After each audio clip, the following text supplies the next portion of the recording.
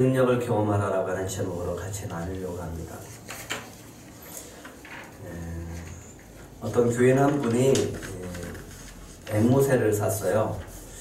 근데 그 앵무새가 할 수 있는 유일한 한마디가 있었는데 그게 뭐냐면 키스해 주세요. 키스해 주세요.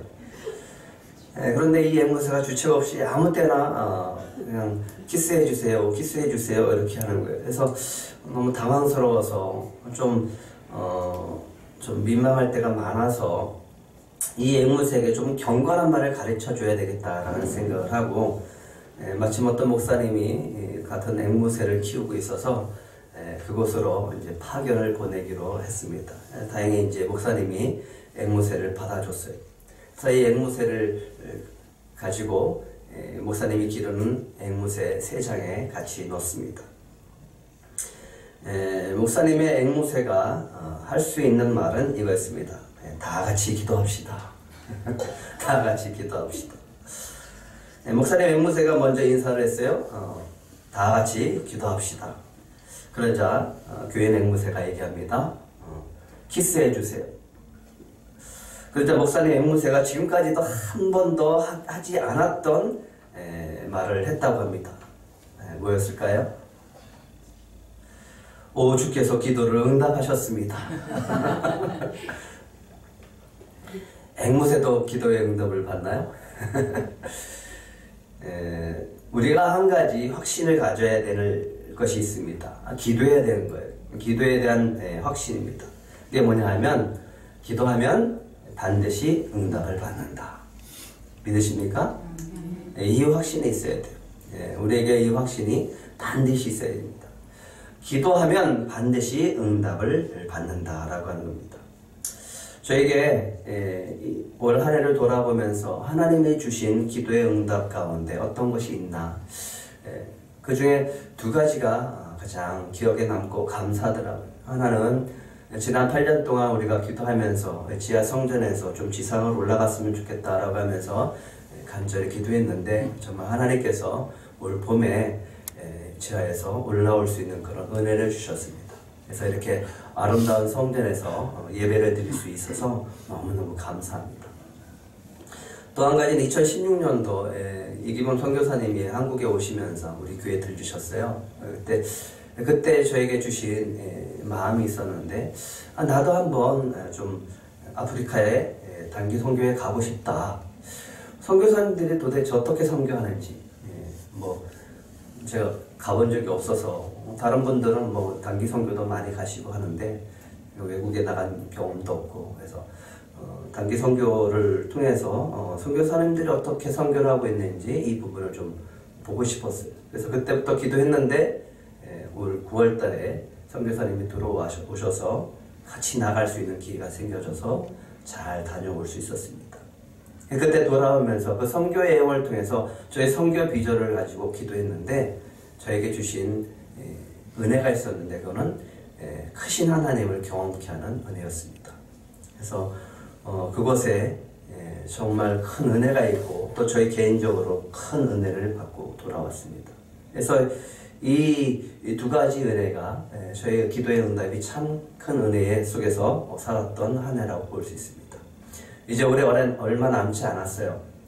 얼마 남지 않았는데 여러분들이 이 남은 기간 동안 좀 더 간절히 기도해 보시기 바랍니다.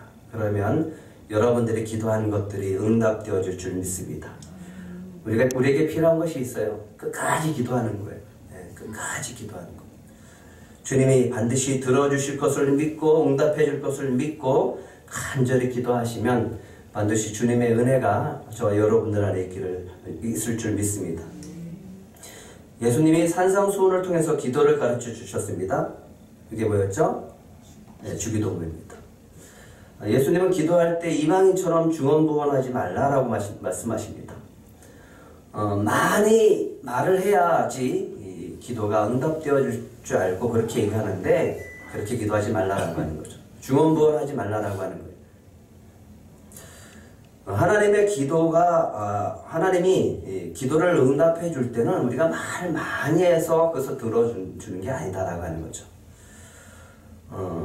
왜냐하면 하나님이 이렇게 말씀하십니다. 주님이 우리가 구하기 전에 이미 우리에게 필요한 것이 무엇인지 다 알고 계신다.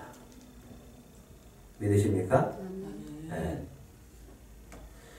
우리가 구하기 전에 이미 우리에게 필요한 것이 무엇인지 다 알고 계신다라고 하는 거예요. 형식적이고 가식적인 기도 주님이 그것을 기뻐하지 않습니다. 그것에 응답하지 않습니다. 그런 기도는 능력이 나타나지 않습니다.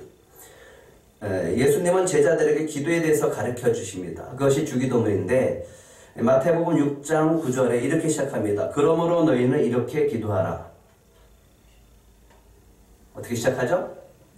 하늘에 계신 우리 아버지여, 이름이 거룩히 여김을 받으시오며 나라가 임하오시며 뜻이 하늘에서 이루어진 것 같이 땅에서도 이루어지리이다. 이렇게 가르쳐 주세요. 그래서 주기도문의 틀을 보면 크게 세 가지로 나눌 수 있어요. 첫 번째는 하나님께 경배하는 거예요. 우리의 기도의 대상이 누구예요? 하나님이에요. 그런데 예수님이 가르쳐 주기를 그 하나님을 하늘에 계신 우리 아버지라고 그래요. 아버지. 기도의 대상이 하나님이신데 그 하나님을 아버지라고 부르시는 거예요. 근데 기도할 때 그 아버지라고 하는 그 단어 속에 우리의 기도할 때의 마음이 달라져요. 그 아버지는 우리의 모든 것을 다 들어주시는 분이기 때문에 그 사랑의 마음이 담겨져 있다라고 하는 거예요. 그런데 우리가 기도할 때 해야 될 것이 있습니다. 먼저 해야 될 것이 뭐냐 하면 먼저 하나님의 것을 구하는 거예요. 먼저 하나님의 나라를 구하는 거예요. 먼저 하나님의 뜻을 구하는 거예요. 그 뜻이야 하늘에서 이루어진 것 같이 이 땅에서도 이루어지기를 간절히 구하는 겁니다. 하나님의 뜻이 중요한 거예요. 하나님의 것이 먼저예요. 하나님의 나라가 먼저예요. 하나님의 뜻이 먼저예요. 그리고 나서 우리의 필요를 구하는 겁니다. 우리의 필요를 채워달라고 기도하는 거예요. 오늘 우리에게 일용할 양식을 주옵시고 라고 하는 겁니다. 그런데 주기도문 가운데 기도 응답에 아주 중요한 기도가 있습니다. 이 부분이 뭐냐 하면 우리가 우리에게 죄 지은 자를 사하여 준 것 같이 우리 죄를 사하여 주시옵소서. 이 부분입니다. 많은 사람들이 이 부분에서 제대로 실천해 나가지 않아서 기도가 응답되지 않는 것을 보게 되어집니다. 우리가 우리에게 죄 지은 자를 사하여 준 것 같이 우리 죄를 사하여 주시옵소서. 우리 자신의 죄에 대해서 용서하고 더불어 내가 다른 사람들에게 대해서 용서할 수 있어야 된다라고 하는 거죠. 그걸 하라라고 하는 거예요. 그걸 놓고 기도하라라고 하는 거예요. 용서의 문제가 잘 해결되어지지 않으면 기도의 응답이 없어요. 예수님이 기도를 가르쳐 주시고 주기도문을 가르쳐 주시고 뒤에 가서 다시 반복하세요. 마태복음 6장 14절 15절 한번 같이 읽겠습니다. 시작. 너희가 사람의 잘못을 용서하면 너희 하늘아버지께서도 너희 잘못을 용서하시려니와 너희가 사람의 잘못을 용서하지 아니하면 너희 아버지께서도 너희 잘못을 용서하지 아니하시리라. 여기까지. 너희가 사람의 잘못을 용서하면 너희 하늘아버지께서도 너희 잘못을 용서하시려니와 너희가 사람의 잘못을 용서하지 아니하면 너희 아버지께서도 너희 잘못을 용서하지 않는다. 이 부분이 굉장히 중요한 거예요. 마지막에 기도는 역시 하나님께서 기도에 응답해 주실 것을 믿고 기도하는 겁니다. 우리를 시험에 들게 하지 마옵시고 다만 악에서 구하시옵소서. 나라와 권세와 영광이 아버지께 영원히 있사옵나이다. 그리고 아멘 하는 거죠. 그리고 예수님은 또 마태복음 7장에서 기도하는 자세에 대해서 말씀하십니다. 마태복음 7장 7절과 8절도 한번 같이 읽겠습니다. 시작. 구하라 그리하면 너에게 주실 것이요 찾으라 그리하면 찾아낼 것이요 문을 두드리라 그리하면 너에게 열릴 것이니 구하는 이마다 받을 것이요 찾는 이는 찾아낼 것이요 두드리는 이에게 열릴 것이니라. 주님은 말씀하십니다. 너희가 악한 자라도 좋은 것으로 자식에게 줄 줄 알거든 하물며 하늘에 계신 너희 아버지께서 구하는 자에게 좋은 것으로 주시지 않겠느냐라고 합니다. 하나님 우리 아버지이십니다. 그렇기 때문에 이 믿음이 필요해요. 좋은 것 주신다. 좋은 것 반드시 주신다. 우리가 기도하면 반드시 좋은 것으로 응답해 주실 것을 믿고 기도하는 거예요. 왜? 그분이 우리 아버지이기 때문에 그렇다라고 하는 거죠. 송구영신 예배 때 예배가 끝나면 축복 기도를 해드립니다. 저는 여러분들이 쓴 기도의 제목을 주님께서 다 들어주실 것이라고 믿고 한 가정 한 가정 그렇게 축복을 해주고 있습니다.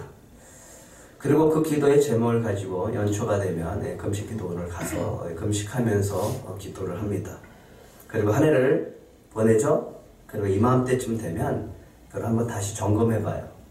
한 해 동안 하나님께서 여러분들이 기도했던 기도의 제목들에게 어떤 응답을 주셨을까? 보면 응답해 준 것들이 있어요. 반드시 있어요. 하지만 응답되지 않은 것도 있습니다. 어떤 거는 그 해에 응답되기도 하지만 어떤 거는 10년이 걸쳐서 응답되어지는 것도 있고 어떤 거는 수십 년이 가도 응답되지 않는 것도 있습니다. 하지만 우리는 이 믿음을 갖고 기도해야 됩니다. 기도하면 반드시 응답해 주신다. 이 믿음을 가지고 간절히 기도하시기 바랍니다. 주님께서 기도한 것에 대해서 반드시 응답해 주실 것이라는 믿음을 가지고 기도하다 보면 어느 순간에 기도가 응답되어져 있는 것을 발견할 때가 참 많습니다.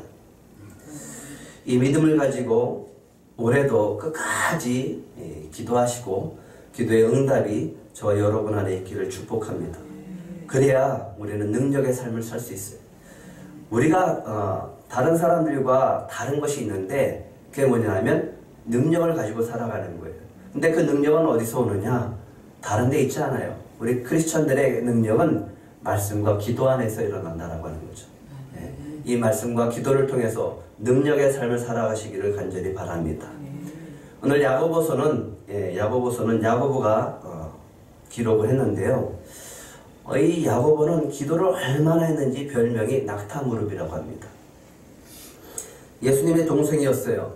예수님의 동생이었지만 율법을 얼마나 철저히 지키고 경건한 사람이었는지 유대인들이 함부로 할 수 없고 굉장히 존경했었던 인물이었습니다. 근데 예수님을 믿지 않았어요. 처음에는 예수님 믿지 않았는데 예수님이 십자가에 못 박혀 돌아가시고 부활하시고 난 다음에 야고보가 예수님을 믿기 시작합니다.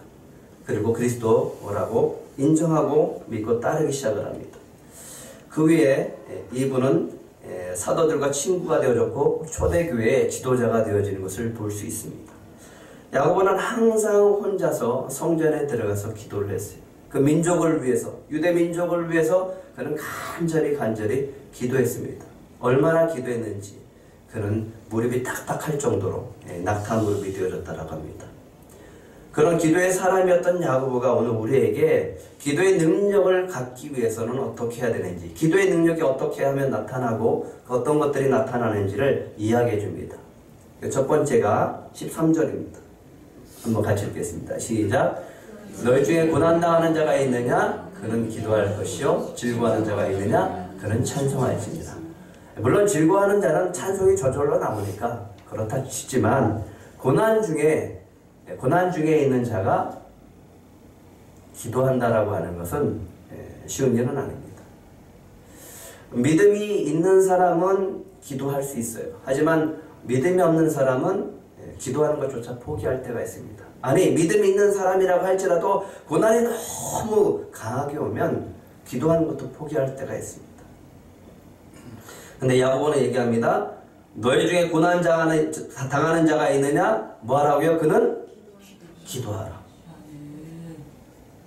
왜 기도하라고 할까요? 그렇죠. 기도가 고난을 극복할 수 있는 비결이 있기 때문에 그렇다라고 하는 겁니다. 기도는 고난을 이기게 하는 능력이 있는 줄 믿으시기 바랍니다. 고난 당할 때 기도하는 이유는 그 고난을 이길 수 있는 힘이 그곳에서 나오기 때문에 그렇다라고 하는 거예요. 기도는 고난을 이기게 하는 능력이 있습니다. 다윗은 고난을 당할 때마다 기도로 극복했던 사람이었어요. 다윗이 왜 고난을 당할 때마다 하나님 앞에 간절히 부르짖고 기도했을까요?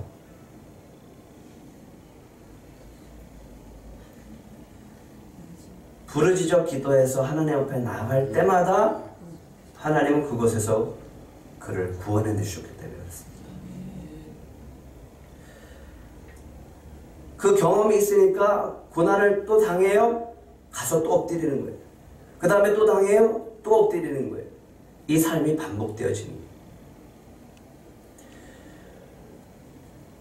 다윗에게는 믿음이 하나 있었습니다. 뭐냐면 내가 고난을 당할 때 하나님 앞에 부르짖어 기도하면 하나님은 반드시 그곳에서 나를 구원해 주신다라고 하는 믿음이에요. 고난 당할 때 우리는 주님 앞으로 달려가서 부르짖어 기도해야 된다라고 하는 거죠. 근데 고난 당하면 주님 앞에 나아가는 것이 쉽지 않아요. 고난 당하면 하나님 앞에 원망하고 화가 나고 분노가 나서 피해버릴 때가 있다라고 하는 거죠. 그런데 그럴지라도 주님 앞에 나와서 부르짖어 기도하시기 바랍니다. 그곳에서 하나님께서 극복할 수 있는 힘을 주시고 그곳에서 고난에서 우리를 구원하시는 능력이 나타나는 줄 믿으시기 바랍니다. 억울해요. 부르짖는 거예요. 원통해요. 부르짖는 거예요. 예, 주님께서 그 소리를 다 들어주십니다. 우리가 사람한테 얘기할 때 사람들은 오히려 우리에게 싫은 소리가 되어지고 상처되는 소리를 하지만 하나님은 무슨 소리를 해도 다 들어주십니다. 심지어 하나님을 원망하고 불평하고 욕을 하더라도 하나님은 그곳에서 다 들어주십니다. 그럼 놀라운 것은요, 그렇게 기도할 때 하나님이 우리의 마음을 만져주시기 시작합니다. 그리고 극복할 수 있는 힘을 주시는 줄 믿으시기 바랍니다. 다윗이 참 보면 고난이 많았던 사람이에요. 시편 3편에 보면 이런 말을 합니다. 여호와여 나의 대적이 어찌 그리 많은지요. 일어나 나를 치는 자가 많으니이다. 대적이 왜 이렇게 많습니까? 내 인생에 내 주변에 왜 이렇게 대적이 많습니까? 많은 사람이 나를 대적하여 말하기를 그는 하나님께 구원을 받지 못한다. 그리고 나를 조롱합니다. 근데 이 시가 언제 쓰인 시인지 아십니까? 이 기도가 언제 한 기도인지 아십니까? 아들 압살롬에게 쫓겨갈 때 지은 시입니다. 그때 하나님께 간구한 시예요. 다윗이 아들한테 쫓겨가면서 지은 시입니다. 근데 그 마음을 우리가 한번 생각을 해볼 필요가 있습니다. 아들한테 쫓겨가면서 어떻게 이런 시를 쓸 수 있을까? 사랑하는 아들한테 배신한 마음은 얼마나 힘들까? 내가 아끼는 신하한테 배신당하는 그 마음은 어떨까? 다윗이 울어요. 감람산에 올라가는데 언덕을 올라갈 때 두 손으로 머리를 가리고 계속 울면서 맨발로 걸어갔다라고 성경은 기록을 하고 있어요. 자신의 신세를 한탄하거나 하나님을 원망하거나 인간적으로 어떻게 너희들이 그럴 수 있을까? 라고 하는 그런 마음들도 있었겠죠. 그런데 다윗이 인간적인 방법 그리고 자기가 군사를 동원해서 칠 수도 있는데 그걸 안 해요. 그가 유일하게 하는 게 있습니다. 뭘까요? 기도하는 거예요.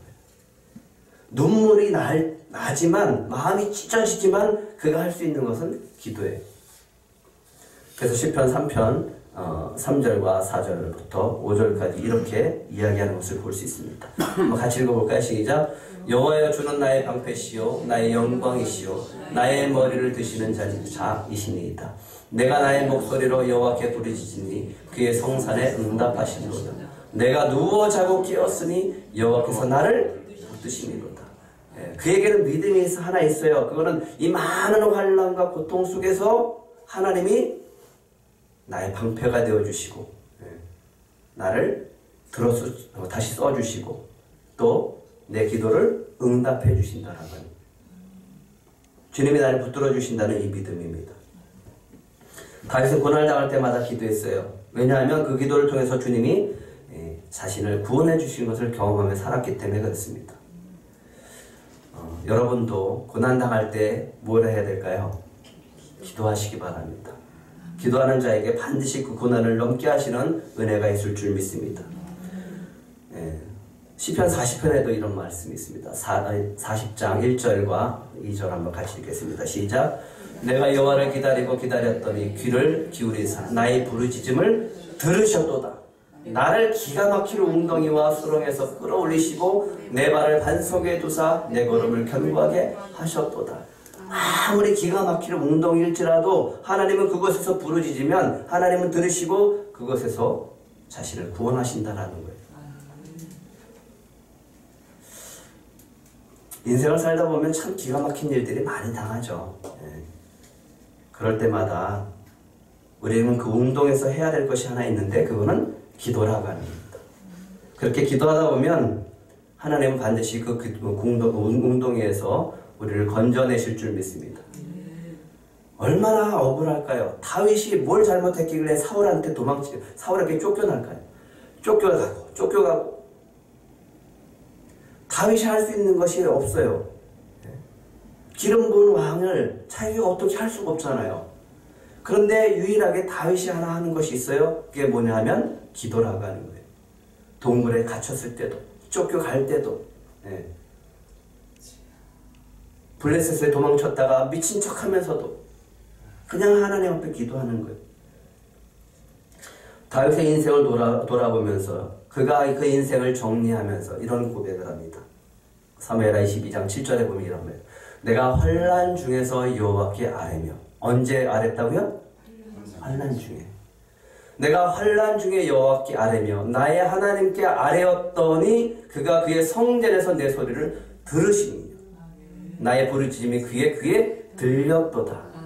이에 땅이 진동하고 떨며 하늘의 기초가 요동하고 흔들렸으니 그의 진노로 말미암았습니다. 다윗은 기도의 능력을 잘 알고 있었던 사람이에요.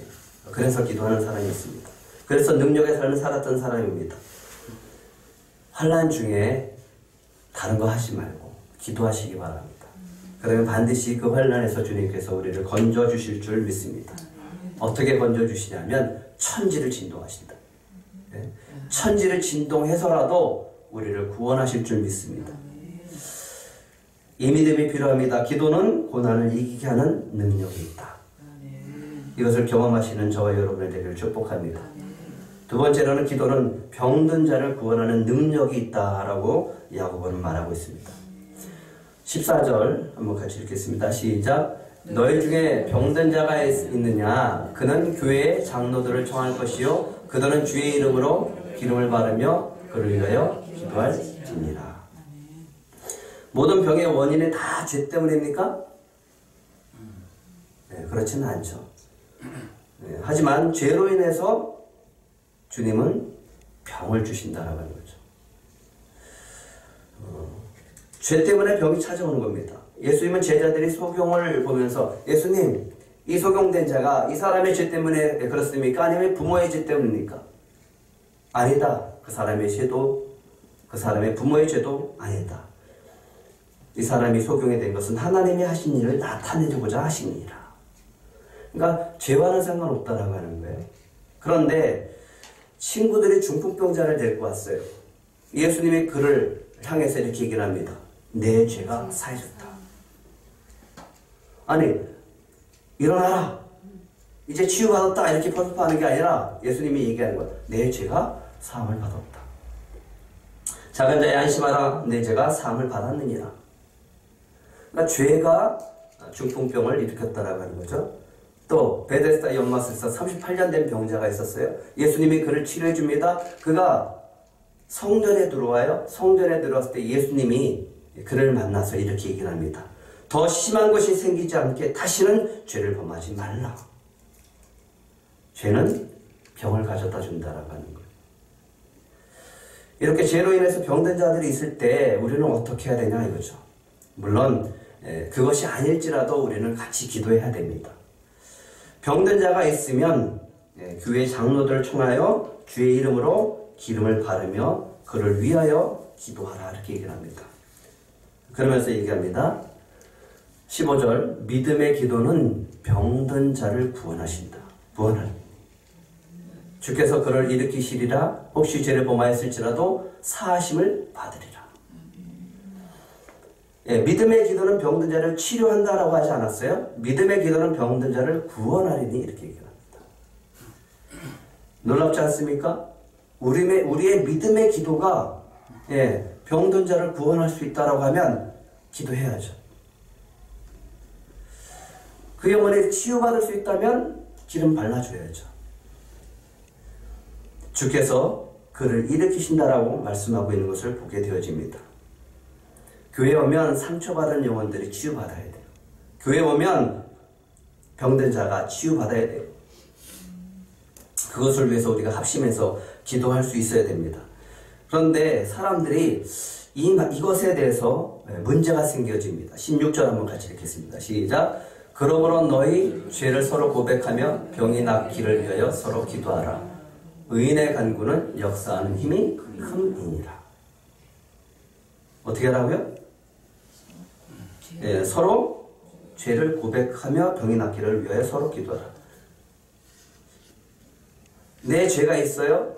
교회에 나와서 서로 그 죄를 고백할 수 있어야 된다라고 하는 건데 그럴 수 있냐고. 그게 쉽나요? 목사님, 제가 이런 죄가 있습니다. 제가 고백하겠습니다. 그러니까 기도해 주세요. 이런 분이 있냐고요. 쉽지 않죠. 근데 야고보는 얘기합니다. 그러므로 너희 죄를 서로 고백하라고. 서로 고백하고 병 낫기를 위해 서로 기도하라. 왜 안 될까요? 그러면 왜 그럼 교회에 왔는데 자신의 죄를 고백하지 못할까요?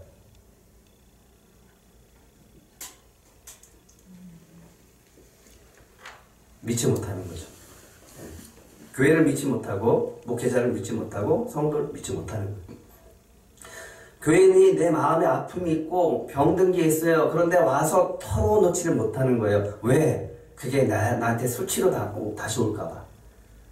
누구한테 좀 마음 놓고 털어놓고 얘기하고 싶어도 얘기할 곳이 없는 거예요. 심지어 교회에서도. 근데 야고보는 뭐라고 해요? 너희 죄를 서로 고백하며 병 낫기를 위하여 서로 기도하라. 서로 하라고요. 서로. 근데 사람들이 다 감춰버려요. 그리고 안 내놔요. 들춰내지 않아요. 그러니까 고쳐지지 않는 거예요. 정말 내 안에 있는 깊은 상처, 내 마음에 있는 죄들 이런 것들을 고백할 수 있다면, 교회 와서 그렇게 고백할 수 있다면, 그래서 기도할 수 있다면 낫게 될 수 있다라고 하는 거죠. 근데 왜 안 되냐 하면 그것이 나한테 다시 수치로 다가올까 봐. 그런데 굉장히 건강한 공동체는요, 서로 고백할 수 있어요. 터놓을 수 있어요. 왜? 감싸주기 때문에. 그리고 서로 이해하고 존중하고 기도해 줄 수 있기 때문에. 근데 그게 쉽지 않다라고 하는 거죠. 바라기는 우리 교회가 그런 교회가 되기를 소망합니다. 와서 고백하고 와서 털어놓고 그리고 서로가 고백하고 기도하면서 그 병이 치유되어지고 나아지는 그런 교회가 되기를 축복합니다. 그러기 위해서 해야 될 것이 하나 있습니다. 뭐냐면 겸손해야 돼요. 그리고 그 상대를 존중해 줄 수 있어야 돼요. 감싸줄 수 있는 사랑이 필요합니다. 그래야 서로 고백하고 서로 기도해 줄 수 있다라고 하는 거죠. 바울은 자신의 연약함을 드러냈습니다. 고린도후서 12장 9절에 보면 이렇게 얘기를 합니다. 이것이 8절이 없었네요. 고린도에서 바울이 자기에게 병이 있었어요. 안질이라고 하기도 하고 또 간질이라고 하는데 얼마나 큰 능력을 갖고 있는 사람이에요. 근데 기도를 간절히 했대요. 3번이나 했는데 그것이 응답되지 않은 겁니다. 그런데 바울이 이렇게 고백합니다. 나에게 이르시기를 내 은혜가 내게 족하도다. 이는 내 능력이 약한 데서 온전하여짐이라 하신지라. 그러므로 도리어 크게 기뻐함으로 나의 여러 약한 것들에 대하여 자랑하리니 이는 그리스도의 능력이 내게 머물게 하려 합니다. 바울도 자신의 연약함을 드러내는 것을 볼 수 있다라고 하는 거예요. 교회에 와서 자신의 연약함을 마음껏 드러낼 수 있어야 됩니다. 그런데 사람들이 그렇게 하지 않는 것은 그것이 자신에게 오히려 해가 되어지기 때문에, 그렇게 생각하고 그렇게 되어지기 때문에 불안한 거예요. 근데 그런 공동체가 되어질 수 있다면 얼마든지 내놓을 수 있는 거예요. 나에는 약함이 있어. 약함이 있기 때문에 주님이 필요한 거 아닙니까? 약하니까 서로 도와줘야 되는 거 아닙니까? 그런 공동체가 되어질 때 그게 경건한 공동체, 또 건강한 공동체가 되어진다는 거죠. 그랬을 때 서로 기도하고 그 기도를 통해서 병이 나아지고 치유되는 역사가 있게 되어질 줄 믿습니다. 바라기는 우리 교회가 정말 아무에도 말하지 못했던 기도 제목들을 내놓을 수 있는 그런 교회. 그래서 서로 모든 것들을 다 털어놓고 기도할 수 있는 공동체. 그래요. 남들한테는 수치스럽고 부끄럽지만 우리 교회에 와서 내놓을 수 있는 그런 마음 터놓고 그렇게 이야기할 수 있는 그런 공동체가 되기를 소망합니다. 기도는 병든 자를 구원하는 능력이 있는 줄 믿으시기 바랍니다. 세 번째는요, 기도는 살아계신 하나님을 경험케 하는 능력이 있습니다. 17절, 18절 두 구절 한번 같이 읽겠습니다. 시작. 엘리야는 우리와 성정이 같은 사람이로되 그가 비가 오지 않기를 간절히 기도한즉 3년 6개월 동안 땅에 비가 오지 아니하고 다시 기도하니 하늘이 비를 주고 땅이 열매를 맺었느니라. 여기서 우리에게 큰 위로를 주는 말씀이 있죠. 엘리야는 우리와 성정이 같다라고 합니다. 엘리야가 우리와 다를 게 없다라고 하는 거죠. 엘리야가 기도해서 얻었던 그런 큰 은혜가 우리도 기도하면 그 은혜를 동일하게 경험하고 받을 수 있다라고 하는 거예요. 우리도 기도하면 엘리야처럼 살아계신 하나님을 경험하는 그런 은혜가 있게 될 줄 믿습니다. 그래서 우리는 뭐 해야 돼요? 기도하라고 하는 거예요. 기도해야 된다라고 하는 거죠. 주님 우리의 기도를 통해서 일하시는 분임을 믿으시기 바랍니다. 이렇게 믿어야 됩니다. 한번 따라해 보실래요? 주님께서 나에게도 기도의 능력을 주셨다. 네. 주님은 우리의 기도를 반드시 들어주신다. 네. 영국의 마이어 목사님이 선상에서 그 설교를 하게 됐습니다. 예배를 드리게 됐어요. 근데 그 마이어 목사님이 이제 흔쾌히 허락을 하고 예배를 인도하는 가운데 한 친구가, 믿는 친구가 믿지 않는 무신론자 친구를 데리고 예배에 참석하게 되었습니다. 그때 목사님의 설교 제목이 기도의 응답이었어요. 그 설교를 다 듣고 이제 무신론자가 믿는 친구와 함께 나오게 되어지는데, 믿는 사람이 믿지 않는 그 친구한테 이렇게 물어봤어요. 어땠냐? 그랬더니 이렇게 얘기를 합니다. 난 절대로 기도의 응답이라는 것을 믿을 수 없다. 그리고 그 무신론자가 이렇게 가판 위로 올라왔어요. 선상 위로 올라왔습니다. 근데 어떤 부인이 아주 얼굴이 창백한 얼굴로 이렇게 쭉 늘어져 있는 거예요. 그래서 이 부인을 보고서 장난기가 발동을 했어요. 이렇게 힘이 없어서 이렇게 두 손을 의자 위에 이렇게 올려놓고 있는데 거기다가 오렌지 두 개를 이렇게 쥐어줬어요. 그러면서 이제 자기 볼일을 막 볼일 보고서 또 즐기다가 다시 가판 위로 올라갔어요. 근데 올라가는데 이 부인이 그 오렌지를 맛있게 먹고 있는 거예요. 부인이 갑자기 맛있게 먹는 모습을 보고서 이렇게 얘기를 합니다. 무신론자가 그 부인에게 오렌지 참 맛있게 드시네요. 그랬더니 이 부인이 갑자기 하나님을 찬양합니다 그러는 거예요. 그러니까 왜 하나님을 찬양하냐고. 아니 왜 하나님을 찬양하고. 사실은 내가 아까 부인이 힘들어할 때 장난치려고 오렌지 두 개를 당신 손에 쥐어줬습니다. 그랬더니 부인이 이러는 거예요. 아 그랬군요. 당신이 바로 하나님의 기도 응답의 도구셨군요. 사실 저는 배멀미가 너무 심해서 가판 위에 올라왔는데 너무너무 힘이 들어서 제가 그렇게 기도했습니다. 하나님 오렌지 두 개만 주세요.